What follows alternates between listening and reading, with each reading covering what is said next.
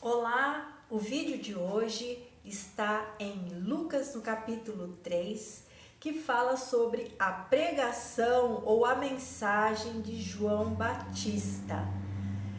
João Batista ele andou pelo Vale do Jordão e seu ministério foi caracterizado pela chamada ao arrependimento e para o perdão dos pecados. Os 4 evangelistas, tanto Mateus, Marcos e João e Lucas, obviamente, descrevem João Batista como voz do que clama no deserto, né? E esse texto está lá, nós sabemos, em Isaías, no capítulo 40, no versículo 3.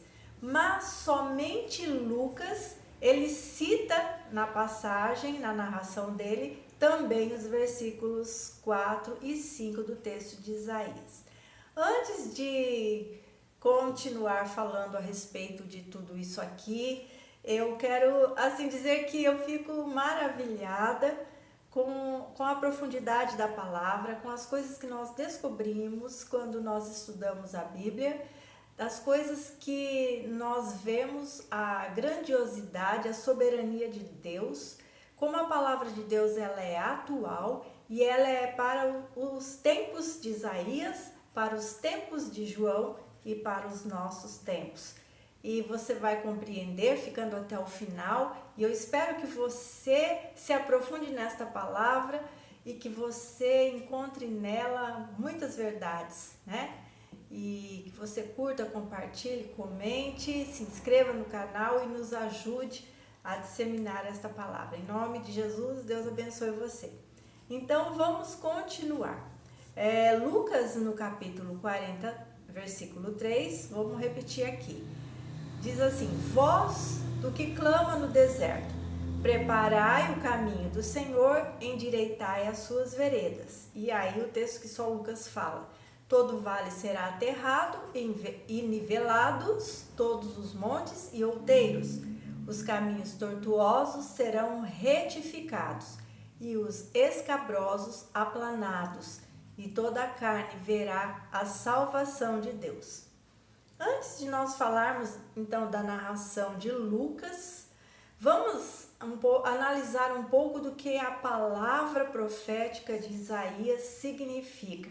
E é surpreendente como, por que e para quem Isaías falou e o que toda esta palavra quer dizer.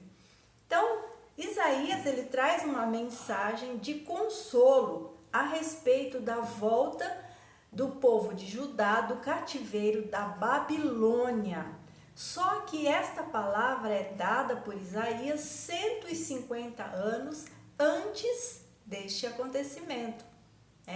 A época de Isaías não é a época que o povo foi levado cativo para a Babilônia. Mas Deus, como sempre fala, Ele fala tudo, ele anuncia pelos seus profetas, já estava sendo anunciado, a queda de Judá, assim como no período de Isaías houve a queda de Israel, das 10 tribos, e depois então as outras 2 tribos, que é a de Judá, que aconteceria então 150 anos no futuro, e foi predito que eles ficariam 70 anos cativos. Mas como Deus é um Deus maravilhoso, um Deus perfeito, ele já trouxe então uma palavra de consolo e de restauração, como toda a Bíblia é. Em toda a Bíblia Deus traz juízo, mas ele traz também palavra de restauração, em todas as épocas, em todos os tempos. Então vamos ver. Então, outra coisa assim, então essa palavra ela foi dada para o povo por Isaías para consolá-los a respeito que haveria o tempo que Deus os traria de volta do cativeiro. Mas também, na verdade, essa é uma palavra profética que diz respeito à vinda do Messias. Deus envia uma mensagem de consolo, primeiro, mas ele diz assim: falai ao coração de Jerusalém, bradai-lhe que já é fim do tempo da sua milícia, que a sua iniquidade está perdoada e que já recebeu em dobro das mãos do Senhor por todos os seus pecados. Então nós estamos vendo a mensagem para Jerusalém, quando ele fala, falai ao coração de Jerusalém. Então transmite a ideia de levar encorajamento e segurança e compaixão então ao povo de Jerusalém, de Judá, né? Mas quando o texto um pouquinho mais à frente diz, toda a carne verá a salvação de Deus, indica que por meio de seus atos de libertação, Deus se revelaria a todos os povos, ou seja, aos gentios também, não só ao seu povo, ao povo de Jerusalém, mas Deus também está prometendo aqui pela boca de Isaías restauração também aos gentios, a todos os outros povos que não são a nação do povo de Deus. Quando ele diz todo vale será aterrado, e nivelados todos os montes outeiros, o que é tortuoso será retificado e os lugares escabrosos aplanados. Esta palavra está dizendo basicamente que na vinda do Messias, o Salvador do mundo, tudo que estivesse em desnível, fora do prumo, tortuoso, irregular, desajustado, iria ser colocado no lugar, iria ser consertado. E é lógico que tudo isso seria no plano espiritual.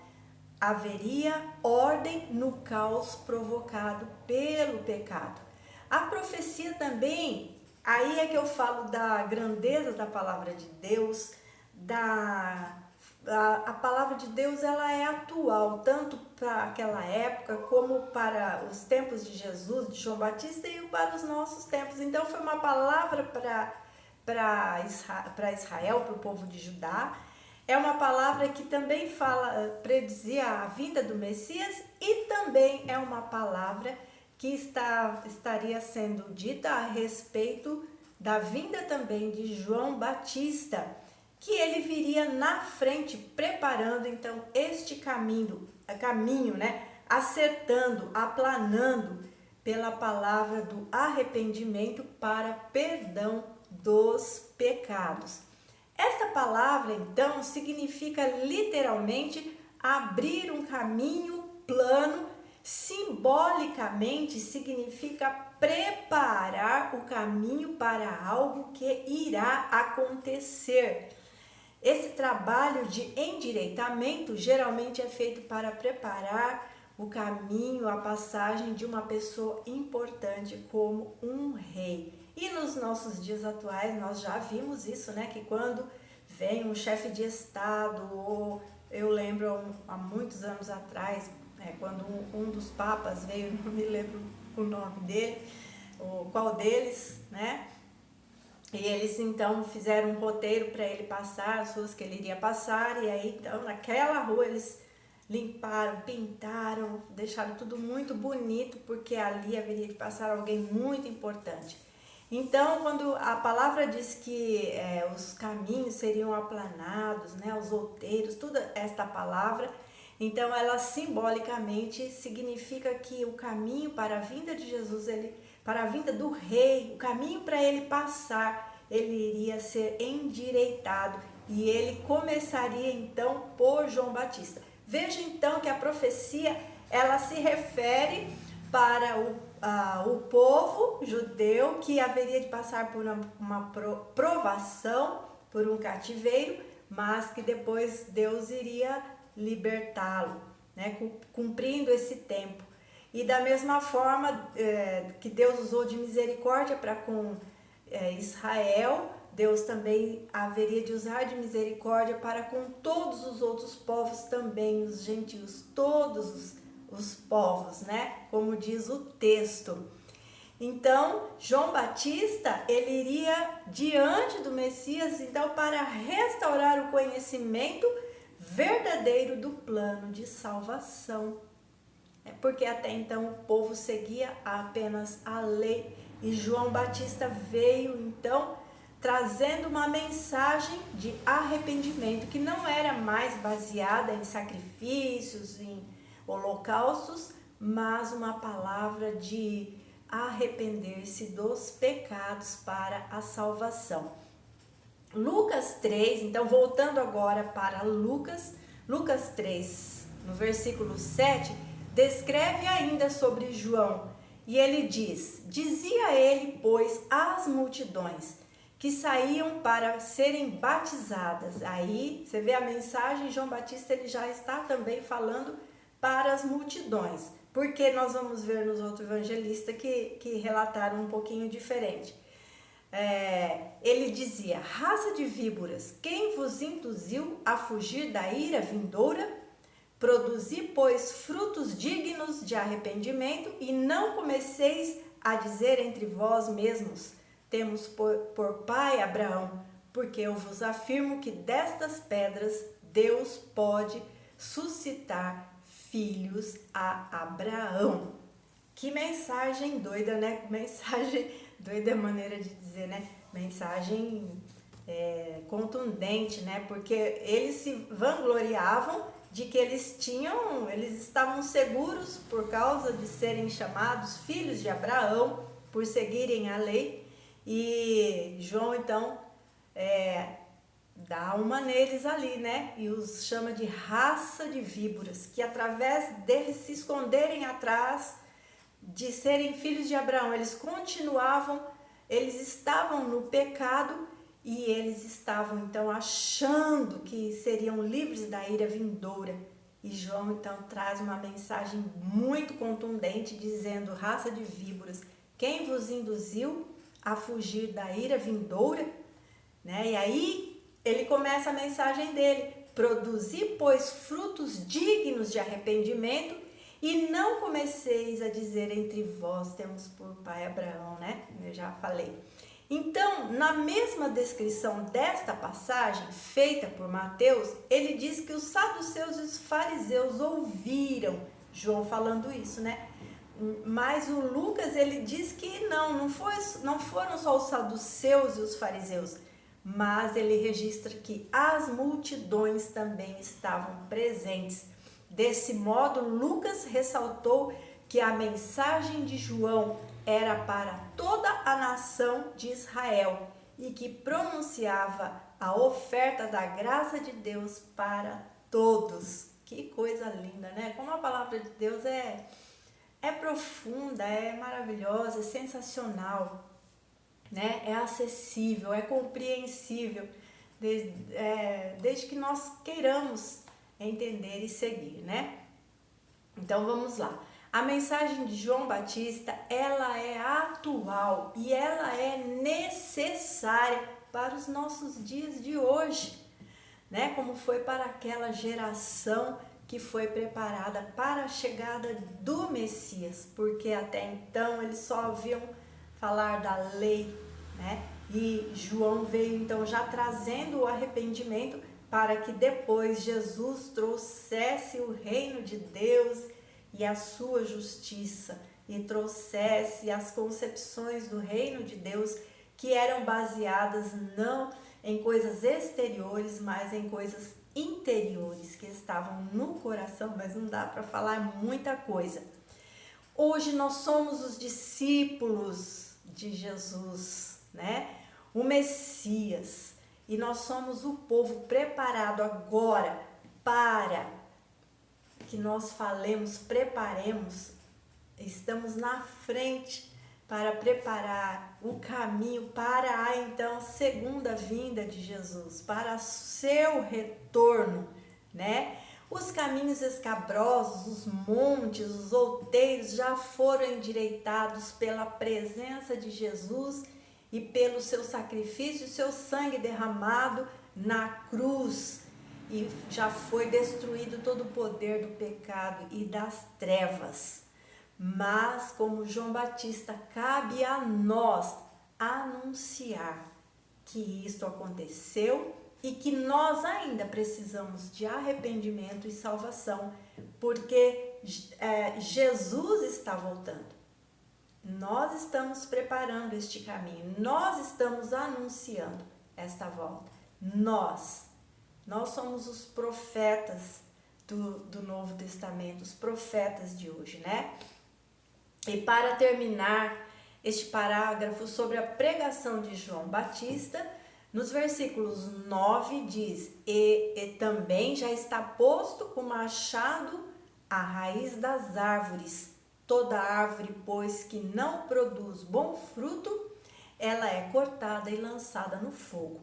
A palavra profética agora é dada por João Batista. E João Batista, vocês sabem que ele foi considerado o último profeta das Escrituras. E ele foi o único profeta relatado no Novo Testamento, né? No Antigo Testamento houveram os profetas da lei e João Batista ele é considerado um profeta, o único e o último. E ele então traz esta palavra profética, né? Que a palavra, deixa eu voltar aqui, né? O machado já está posto à raiz das árvores. Então, toda árvore que não produz bom fruto é cortada e lançada no fogo, tá? Então, a palavra de João Batista é para nós. Nós somos comparados a uma árvore que deve produzir bons frutos. João 15:2 diz assim, que Jesus é a videira e nós somos os ramos. Todo mundo conhece essa passagem, né? E ele fala que todo ramo que está nele, em Jesus, e não produza fruto, ele corta. E aquele que produz fruto, ele limpa para que produza mais fruto. E João aí já é o João evangelista, não o Batista. Ele diz: vós já estáis limpos pela palavra que vos tenho dado. É a palavra de Cristo que nos purifica. O crermos nela nos purifica. O confiarmos, o seguirmos a palavra de Jesus é que somos purificados de toda condenação. E é pela palavra do Senhor que nós produzimos frutos bons. E para terminar, sabemos que ser lançado no fogo é o que está reservado para o dia do grande julgamento, o que será depois desta vinda, segunda vinda do Rei, de Jesus, do Messias, e todo aquele que não estiver ligado nele poderá ser lançado no fogo eterno. Que palavra maravilhosa é essa! Eu espero que você tenha gostado, que você possa compartilhar com alguém para saber desta grande mensagem. Deus abençoe sua vida, em nome de Jesus.